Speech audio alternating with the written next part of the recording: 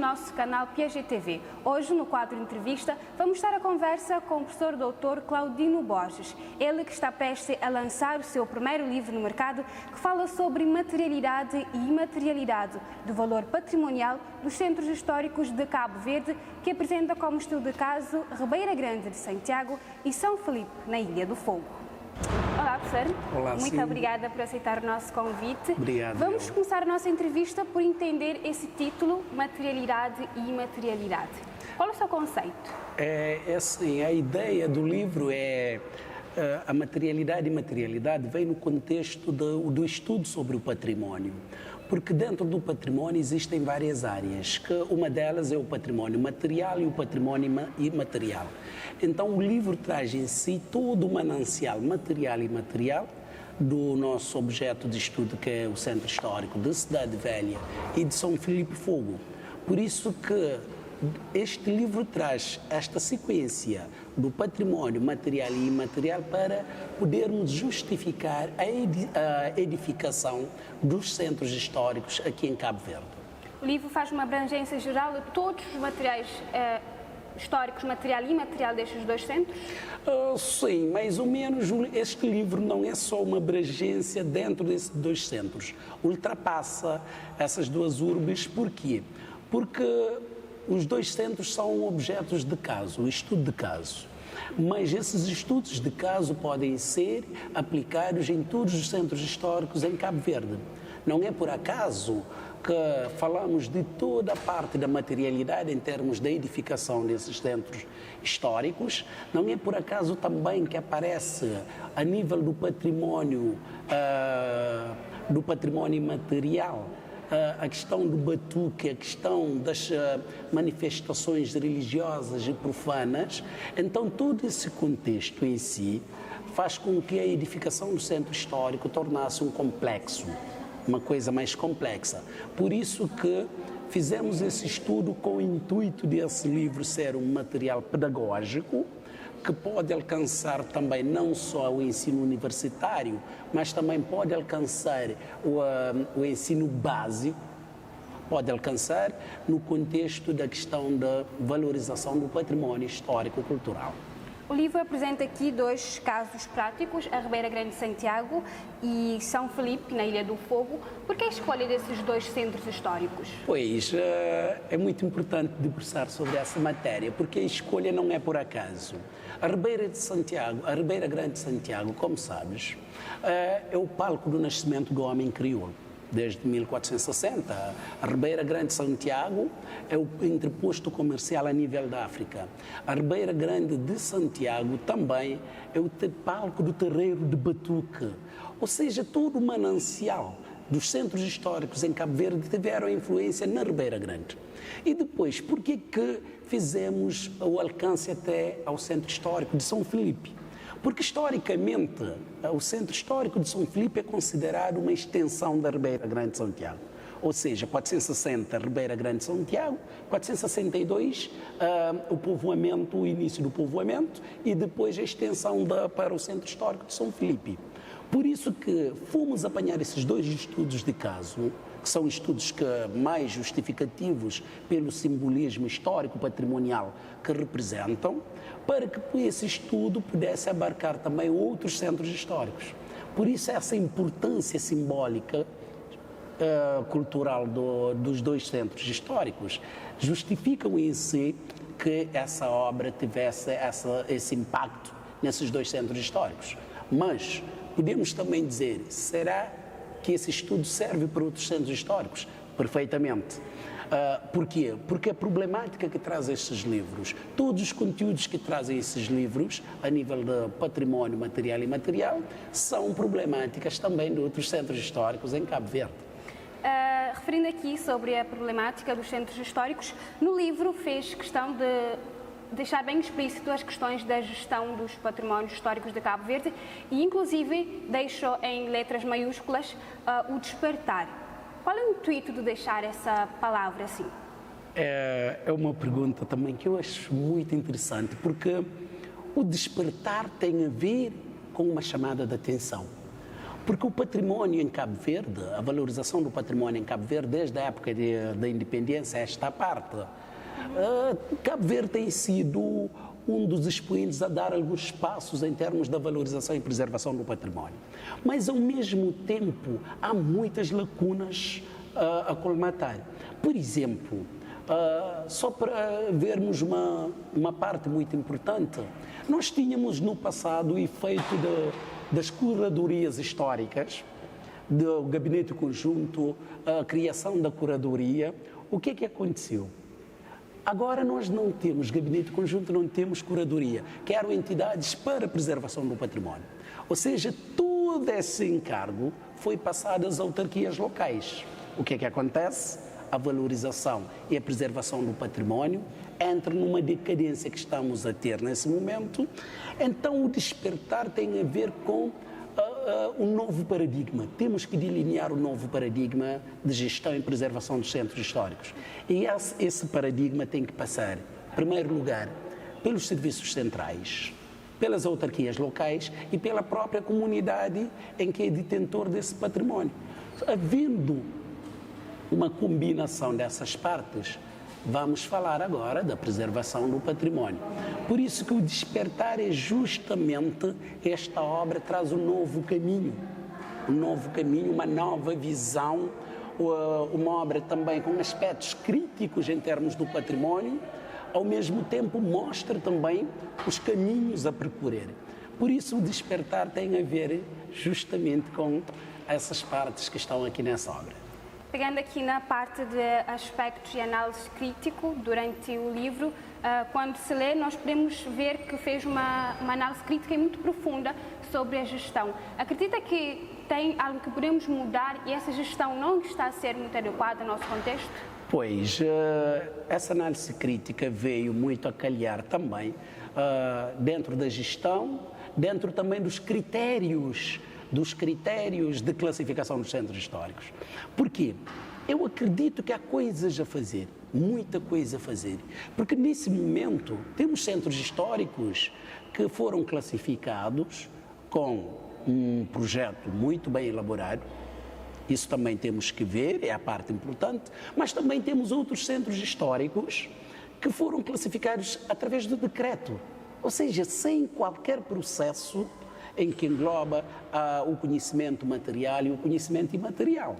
Então, tudo isso tem a ver com essa visão que temos, que é, dentro dos parâmetros internacionais, ainda ajustando com os parâmetros nacionais, trabalhar no processo de classificação, que seja um processo completo, que traz todo o manancial material, imaterial, natural, ou seja, temos que ver o centro histórico num todo. Então, essa classificação, esses critérios de classificação têm que ser também baseados dentro das cartas internacionais da Unesco, para que possamos também ter centros históricos mais valorizados, mais preservados, e também clamamos por uma gestão conjunta, uma gestão em que todos têm vez e todos têm voz.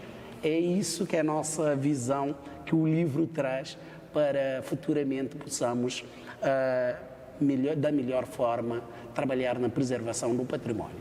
Referiu no livro também sobre a categorização dos centros históricos e a sua caracterização.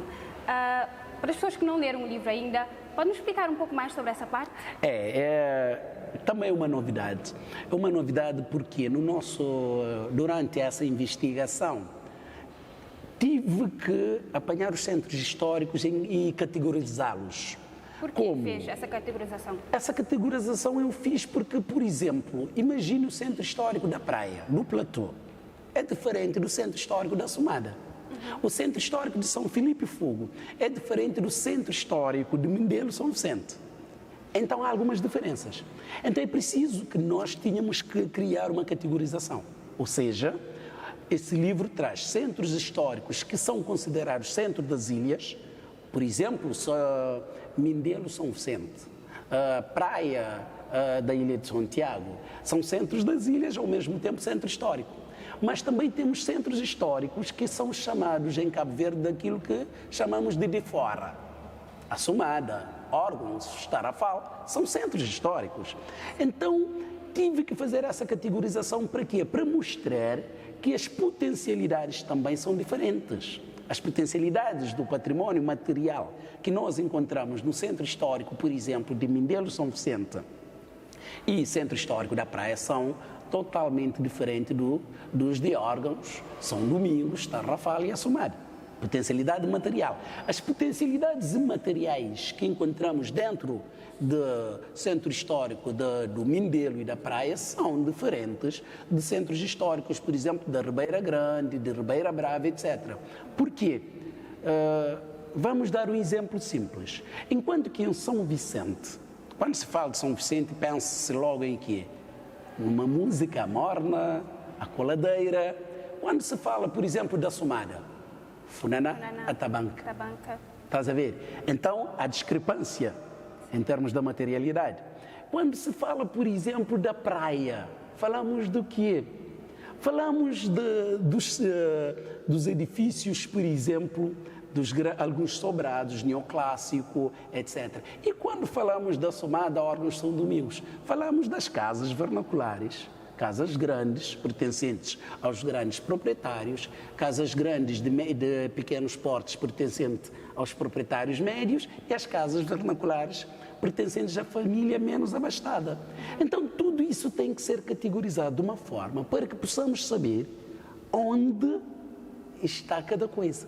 E para que possamos saber também quais são as potencialidades existentes em cada centro histórico.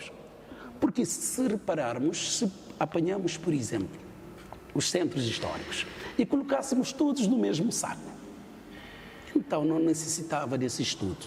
Esse estudo veio a calhar para quê? Para fazer uma categorização dos centros históricos em Cabo Verde, cada um no seu patamar, criar duas categorias, para fazer também uma categorização a nível habitacional. Não é por acaso que em São Filipe esse estudo traz todo o estudo sobre sobrado, cemitérios de brancos, ricos e de pobres. Não é por acaso que esse estudo em Cidade Velha traz também... Por essa razão que o livro apresenta dois estudos de casos de dois centros históricos totalmente diferentes? Exatamente. É dentro dessas categorias. Porque se apanhássemos, por exemplo, centros históricos iguais, era uma pobreza em termos da investigação. Então tínhamos que diferenciar, ou seja, tínhamos que mergulhar no profundo da questão dos patrimónios para que possamos dividir as coisas. Por isso veio essa categorização, e essa categorização veio também a nível habitacional, veio também a nível do património material, porque esse livro fala do batuque aqui da Cidade Velha e fala da festa de São João no Fogo. Fala de Coleixa, do Fogo, fala de São Roque aqui, as procissões marítimas, todo esse manancial imaterial. Então essa é a riqueza dessa obra. Dois contextos diferentes, mas que no final do cabo tem a valorização dos centros históricos. Agora falando do impacto que este livro pode trazer para a valorização desse histórico. É sim, o impacto, eu acho que o impacto é mensurável. É mensurável porquê? Porque vamos recorrer à nossa conversa antes, o despertar. O impacto veio nesse despertar. Quando as pessoas leem esse livro, acredita que as palavras que contém nelas podem despertar ou motivar algum interesse para cultivar e valorizar mais? É justamente essa parte. É ler, refletir e mudar de paradigma. Por isso que no final dessa obra eu delineei propostas, uma nova proposta, um novo paradigma para a preservação dos centros históricos em Cabo Verde. Porquê? Depois de fazer toda a leitura e percorrer a leitura desse livro, fazer uma degustação em termos dos conteúdos, das fotografias, chegamos no fim com um sistema de um novo paradigma para que possa ser um fecho que o público leitor não só vai beneficiar do conhecimento, mas vai também beneficiar das boas práticas do património nos centros históricos. O professor aqui é professor universitário e já fez aqui na Universidade de João Piaget de Cabo Verde uma palestra sobre esse tema, muito antes de prever o lançamento do livro. Como é que pretende incutir nos seus estudantes essa parte de valorização desses centros históricos, falar da materialidade e imaterialidade? É uma etapa muito importante, porque, como sabes, sou professor aqui do curso de arquitetura. Sim. Então, quando chega essa parte do património, a meteorologia, tenho também uma disciplina que é a meteorologia de intervenção no património. Quando chega essa parte, a UniPiaget tem essa vocação nesse curso, que é de incutir nos arquitetos não só a questão da materialidade, porque há muitos arquitetos que têm esse caminho construtivo, a questão da construção. Mas temos que quebrar essa barreira tanto nos engenheiros como nos arquitetos, que a construção tem a ver, por detrás da construção, tem aquilo que chamamos da parte imaterial. Ou seja, o meu arquiteto vai construir uma igreja. O que é que vem atrás dessa igreja? Antes da igreja? Antes da igreja, vem todo o manancial da fé, do povo, da crença. Então o arquiteto tem que levar isso em conta. Uma outra coisa, a arquitetura também. Este arquiteto tem que levar em conta as construções, a história da construção, a vocação da construção. Então tudo isso há uma história por detrás, que é o manancial imaterial, que o arquiteto tem que fazer jus com a materialidade, para que ele possa não só fazer uma construção, digamos, por fazer, mas sim baseado nessa vocação, a vocação histórica, a vocação cultural, para que cada coisa corresponda a outra coisa. Porque não vale a pena se estamos, por exemplo, a construir um museu. O arquiteto, além de ver toda essa construção em si, o arquiteto tem também que entender um pouco das questões museológicas e museográficas. Para quê? Para que possa ajustar ao sistema construtivo. Por isso que é muito importante que o arquiteto do século XXI esteja ciente nas questões da materialidade e imaterialidade, para que possa fazer também jus à sua profissão futura e presente. Trabalhar todo esse contexto nos estudantes universitários. Antes de terminar a nossa entrevista, o livro vai ser lançado no próximo dia 24. As pessoas podem assistir, como é que vai ser a apresentação e depois do lançamento, como é que as pessoas podem adquirir esse livro? No dia 24 o lançamento vai ser em primeiro lugar na minha terra, né? Onde eu nasci, Calheta São Miguel. E no dia 5, também pelas 5 horas, 17 horas da tarde, vai ser na Universidade de Piaget. As pessoas podem adquirir o livro no decorrer da apresentação. Também o livro vai ser também disponibilizado nas livrarias, aqui em Cabo Verde, e nas bibliotecas universitárias. Então, pronto, é fácil encontrar esse livro. E posteriormente vai ser também posto na rede mundial dos computadores, de uma forma também que as pessoas podem ter acesso mais rápido. Estão todos então convidados a assistirem o grande lançamento desse livro, que promete muito valorizar os patrimónios material e imaterial de Cabo Verde, em específico estes dois que fizeram parte do estudo de caso, a Ribeira Grande de Santiago e São Felipe, na Ilha do Fogo. Muito obrigada, professor, por estar aqui conosco no Piaget TV. E aproveito também para agradecer neste momento a reitoria pela disponibilidade e concessão do espaço e da entrevista, para agradecer a todos os técnicos da GCI da UniPiaget pela prestação do serviço, também pela leitura que fizeram também antecipado do meu livro. E pronto, ainda estamos juntos na apresentação, vamos ver, essa cobertura vai alcançar ainda muito mais com a GCI da UniPiaget. Muito obrigado. Com certeza, e o livro em breve vai estar também disponível na biblioteca da UniPiaget. Caso queiram, podem acessar aqui. Ficamos aqui com a nossa entrevista. Muito obrigada pela sua companhia. Até a próxima.